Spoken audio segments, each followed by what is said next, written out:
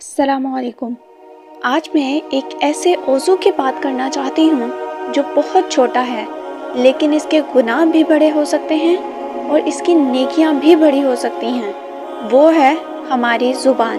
رمضان ہمیں صرف بھوک برداشت کرنا نہیں سکھاتا، بلکہ اپنی زبان کو قابو میں رکھنا بھی سکھاتا ہے۔ حضور پاک صلی اللہ علیہ وآلہ وسلم نے ارشاد فرمایا، جو شخص جھوٹ بولنا اور برے عمل نہ چھوڑے، اللہ کو اس کا بھوکا پیاسا رہنے کی بھی ضرورت نہیں۔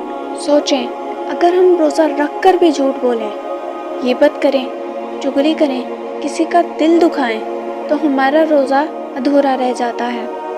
زبان سے نکلا ہوا ایک الفاظ کسی کے دل کو توڑ کر بھی رکھ سکتا ہے اور کسی کے دل کو جوڑ کر بھی رکھ سکتا ہے۔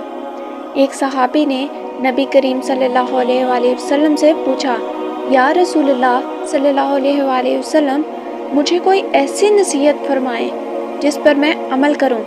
آپ صلی اللہ علیہ وآلہ وسلم نے اپنی زبان کی طرف اشارہ کر کے فرمایا، اس کو قابو میں رکھو۔ رمضان کا اصل مقصد یہی ہے کہ ہم خود کو بدلیں، ہماری گفتگو نرم ہو جائے، ہماری آواز میں محبت آ جائے اور ہماری زبان ذکر الہی سے تر ہو جائے۔